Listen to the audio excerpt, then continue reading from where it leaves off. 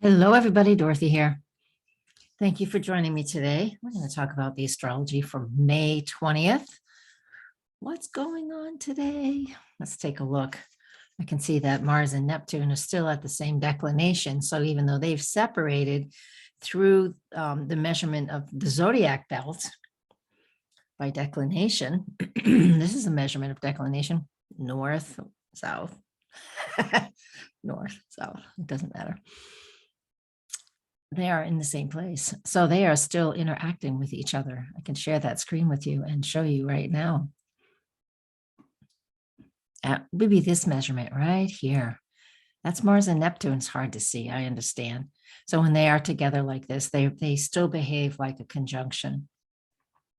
So that represents, and the meaning of that would be that, we're still looking to take action, but it's not always clear what action we need to take.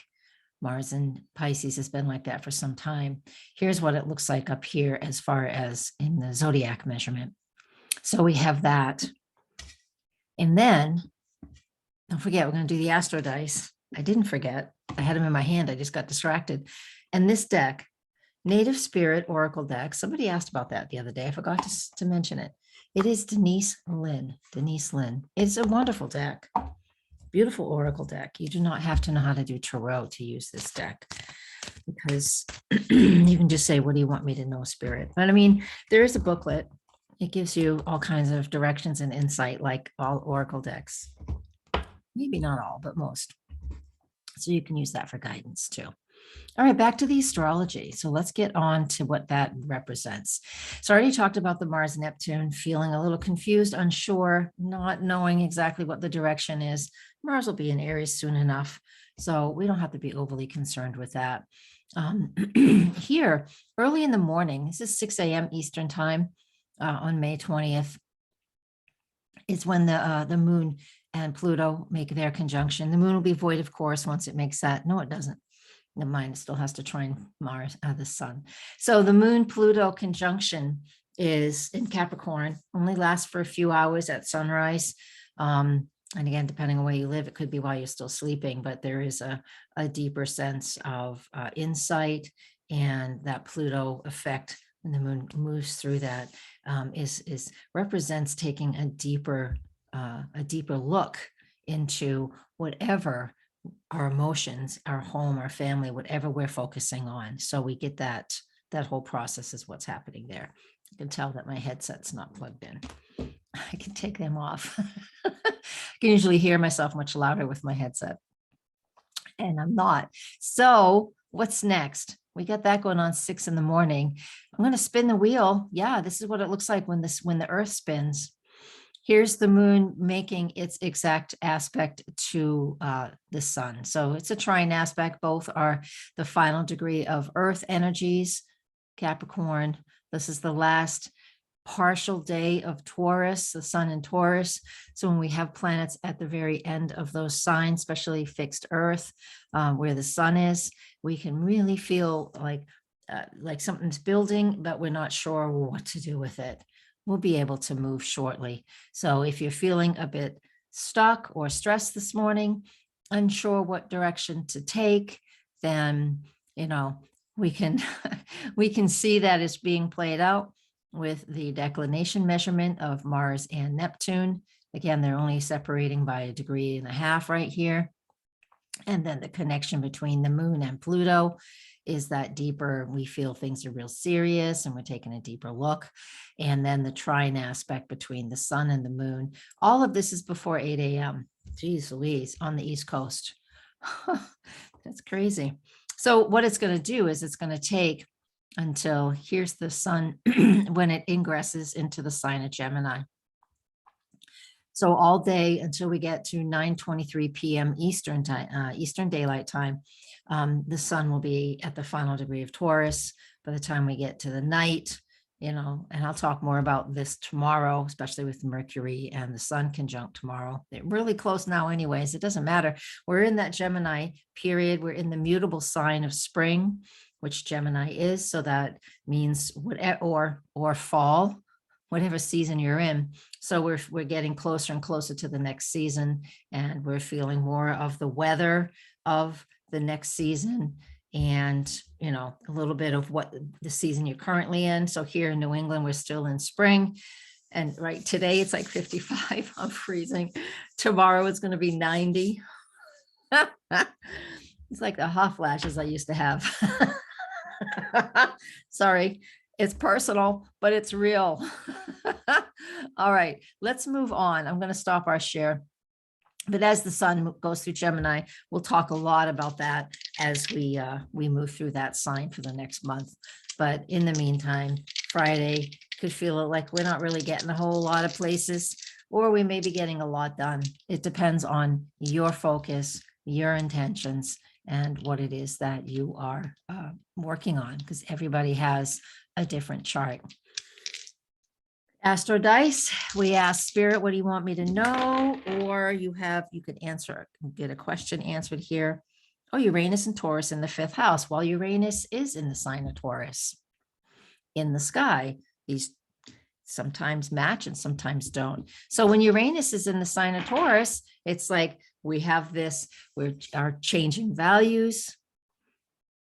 It's about, being innovative and creative in the things that are Taurus like. So in your finances, in your security, your financial security, or in the things that you create, or in the things that are beautiful to you, Uranus is asking for some innovation there.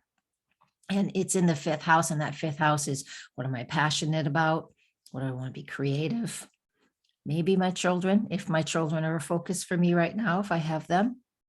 All right. So Uranus and Taurus in the 5th house. Hey, and maybe somebody here has that. Maybe that is where your Taurus resides. Mine's halfway in the 12th house and halfway in the 1st house. I don't do whole sign houses. I'm not a Hellenistic astrologer. Not that all Hellenistic astrologers use that, but I think they do. I don't know. Anyways, I digress. Uranus in Taurus in the 5th house. Creativity. What am I passionate about? What do I, where do I need to be innovative? Time to break away from the old patterns that aren't working. That's what that represents. Okay. More. There's always more on my Patreon. You're welcome to come and join me there. Financially support me. It's just me. I have a newsletter that you can sign up for too. I do a written forecast for the new moon and the full moon. It's in depth. It's not generic crap. I'm the one writing it. And I've been an astrologer for a long time. So you can get some really nice information there. So join that newsletter. You're welcome to. It's just me. I only send things out twice a month. Once in a while, if I have a special announcement, I'll send a thing out. There is never any automation there except for you to confirm that you want to be on the email list after that. Just me. So thanks for joining me there. That's a great way to support me. Just come and sign up for the newsletter. Comment, like, and share here as well. All right. Smudging ceremonies on the bottom. I haven't picked one yet, but sometimes I like to look at the bottom one. You guys know that. So about clearing your energy. I've been doing a thing since I'm so tired and my allergies have made my body exhausted. Juno, this is for you. I think, what's it called? Mudras. So I've been doing this one. That one's for the spleen. So I've been doing that. We'll see. I only started it yesterday. Hold it for 4 minutes, 4 times a day. Because if I'm tired, because I am tired and exhausted, this happens every spring and every fall. Honey, it doesn't work. It's not that kind of allergy. All right. That's my own personal gig. Oh, eagle medicine. I love that. That's beautiful. Eagle feather. Eagle medicine. Really seeing things from up high. And if you really want to join with some eagle medicine too, you can go onto YouTube and type in eagle nests. And this time of year in the Northern Hemisphere, the eagles are nesting. And so I don't know how big the babies would be right now because I haven't done that yet because I watched the local falcons. They have 5. Oh my gosh, they're so busy feeding their kids. A lot of blue jays are living. A lot of blue jays are getting fed to babies. Eagle medicine. So, this is of course, it's very sacred to Native Americans. It's also the national bird here in the United States. But soaring and seeing the picture, I think this can also represent, we are definitely, as a country, going through an awful lot of shit right now. But who isn't? Taking that flight, if you can, just spending some time in meditation if you really want to see your bigger picture. It's about really connecting with that higher self and connecting with the bigger picture for yourself. So you can go ahead and soar, if you will, and just see what that higher picture has in store for you. All right, I think I'm going to leave us with that. Thank you, everybody, for being here once again. I put a survey in the community. So if you're not on there, just, go click on the community and check me out. And I have a question I'm posing, and I'd like a lot of input. So please come and do that for me too. All right. Thank you, everybody. Blessings and namaste.